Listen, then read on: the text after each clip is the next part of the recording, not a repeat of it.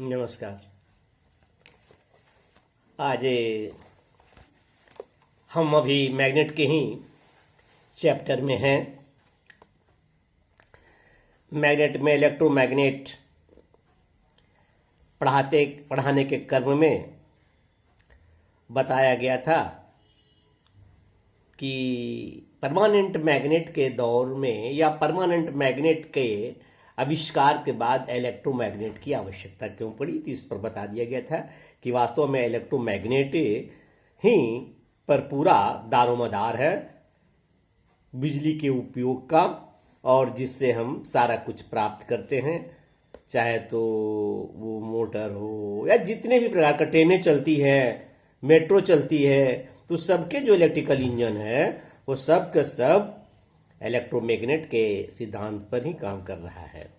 अभी हम इलेक्ट्रोमैग्नेट में आगे बढ़ते हैं, लेकिन इसको बढ़ने के पूर्व थोड़ा मैं चाहता हूं,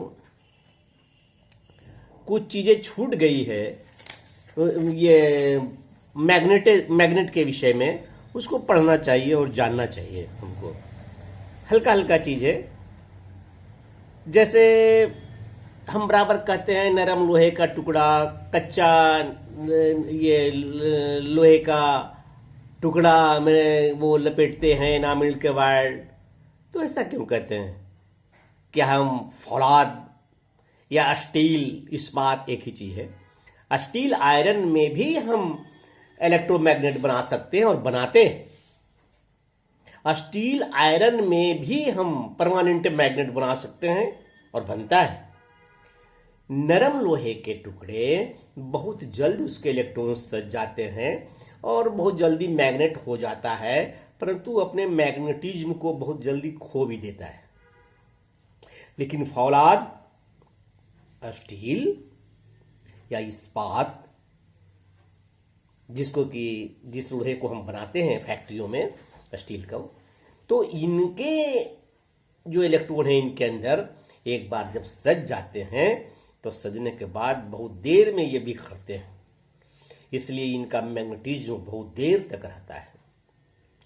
इसलिए ये धारणा, यह सोचना कहां कहां हम करेंगे। जैसे विद्युत घंटी में हमको चाहिए होगा कि नरम लोहे का टुकड़ा ही लगाएं, ताकि वो संपर्क, हम बताएंगे दिखाएंगे, ताकि वो तुरंत संपर्क, वो चुंबक हो चुंबक ना हो, चुंबक हो जाए चुंबक ना हो जाए, कर कर कर कर कर कर कर घंटी बजते रहे। तो यहाँ नरम लोहा का टुकड़ा ही अच्छा रहेगा। परंतु अन्य स्थानों पर अपने हिसाब से हम वो पसंद करते हैं कि वहां पर क्या रहना चाहिए, किस प्रकार के आयरन को कहां पर मैग्नेट बनाना होगा। और एक चीज और है, जब किसी भी चुंबक का चुंबकीय गुण नष्ट हो जाता है तो उसके बावजूद भी उसमें चुंबक रहता है, चाहे वो परमानेंट मैग्नेट हो या इलेक्ट्रोमैग्नेट हो। ये इलेक्ट्रोमैग्नेट है, बिजली की घंटी का ही मैग्नेट है। तो वो बिजली की घंटी में बिजली की वो सप्लाई दिया और मैग्नेट हुआ, हटा लिया तो मैग्नेट नहीं रहा। लेकिन हटा करके निकाल लें उसको तो फिर भी थोड़ा सा उसमें मैग्नेटिज्म रहता है। इस मैग्नेट को कहते हैं रेजिडुअल मैग्नेटिज्म। रेजिडुअल मैग्नेटिज्म अर्थात अवशिष्ट चुंबकत्व, रेजिडुअल मैग्नेटिज्म। अब ऐसा मैग्नेटिज्म का उदाहरण आप जैसे थोड़ा सा देख सकते हैं, जान सकते हैं या जाना होगा कि देखा होगा पहले भी, कि जैसे वो रेडियो मैकेनिक, टीवी मैकेनिक तथा अन्य प्रकार के जो इस प्रकार के काम करते हैं, तो उनके स्पीकर में जो रेडियो इत्यादि के होते हैं, तब वहां पर मैग्नेट होता है। उस मैग्नेट से स्क्रू ड्राइवर को देखते हैं कि काम करते करते कभी संपर्क में आ जाता है वैसा मैग्नेट उससे के साथ, स्क्रू ड्राइवर का मैग्नेट के साथ, तो वैसा देखा है कि वो भी मैग्नेट हो जाता है। तो वास्तव में ये ना तो परमानेंट मैग्नेट है ना तो इलेक्ट्रोमैग्नेट है। दिस कॉल्ड रेजिडुअल मैग्नेटिज्म उसके अंदर हो जाता है। एक छोटा सा क्षुद्र अवशिष्ट मैग्नेट हो जाता है जो समाप्त हो जाता है। और हम बता रहे थे बोकारो स्टील सिटी की बात, कि हॉट स्ट्रैप मिल में कैसे क्रेन काम करता है इलेक्ट्रोमैग्नेट का। इलेक्ट्रोमैग्नेट से बड़ी बड़ी क्रेनें और कई क्रेनें रहती हैं, कैसे काम करता है, तो बड़ा रोमांचक दृश्य है। मेरा तो लगभग 1 साल बोकारो स्टील सिटी में धक्के खाते हुए गुजरा था। तो उन फाके खाने के दिनों में सप्ताह में 2-1 बार हॉट स्ट्रिप मिल जाया करता था। तो जो इस्पात जिसको हम बक्सा बनते हुए देखते हैं, या आलमीरा वगैरह, लोहे का आलमीरा, या गोदरेज कंपनी जो आलमीरा बनाती है, तो ये सारा इस्पात का, स्टील का बना हुआ पत्ती होती है, स्ट्रिप होती है।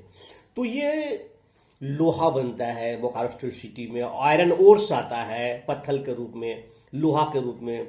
उस लोहा को, उस कोर ओर को लोहा बनाते हैं। लोहा में फिर और अनेक प्रकार के ट्रीटमेंट करके, हार्ड करके वो स्टील बनता है।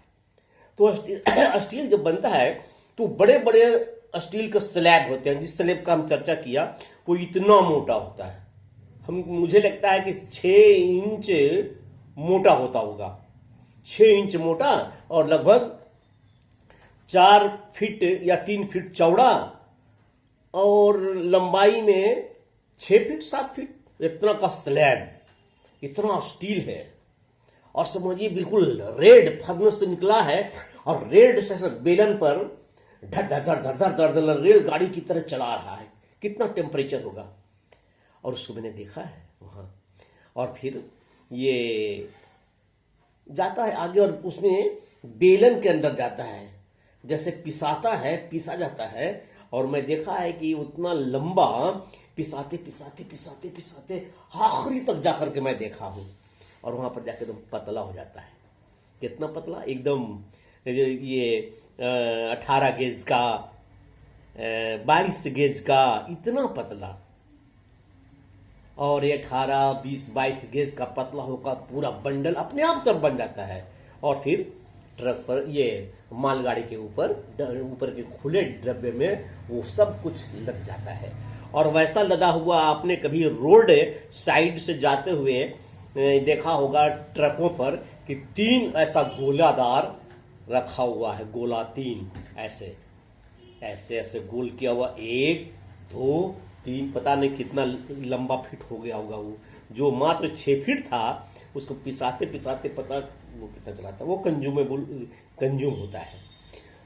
तो मेरा ये कहने का केवल हमको आपको बताने का अर्थ था। लेकिन उन मोटे मोटे स्लेब को जो ठंडे ठंडे पड़े हुए हैं रैक लगा करके, उसको उठा करके ये क्रेन, बेलन का जो पाथ है उस पर इलेक्ट्रोमैग्नेटिक क्रेन से ही उठाते हैं। उसको पकड़ने का तो कोई चीज है ही नहीं कि किसी तरह से पकड़ा जाएगा। तो बस ऊपर से स्पर्श करता था और बेलन पर रखता था। और इस प्रकार हमने देखा है। और एक बार छूट जाएगा, यदि बिजली कनेक्शन टूट जाएगा तो नीचे कितनी आवाज से गिरेगा, और जो नीचे रहेगा उस आदमी का तो कुछ पता ही नहीं चलेगा ऐसा। लेकिन एक बार मैं घूम रहा था अंदर हॉट स्ट्रिप में, तो ये सब पूरी सावधानी के साथ घूमता था। वहां बेरोजगार का तो कोई देखा जोखा ही नहीं था वहां की कौन मरा यदि एक बार गिर जाता सर के ऊपर तो।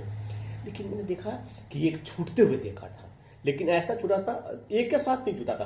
पहले एक सीधे किनारा गिरा और तब ही गिरा। वो गलती हुई थी, वो बहुत आवाज हुआ था।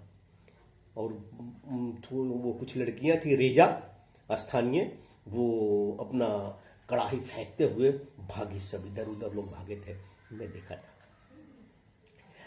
खैर, ये क्रेन की चर्चा करते हुए यह बात मैंने कही है। यहां से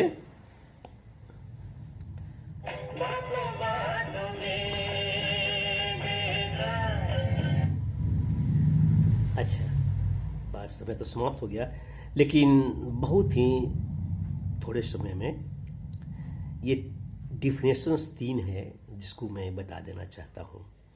ये देखिए, मैग्नेटिक लाइंस ऑफ फोर्स किसे कहते हैं। जब किसी बार मैग्नेट के रखते हैं तो ऐसा करते हैं, ये टाइम टेकिंग है, इसलिए इसको हम फिर बाद में करें। आशा है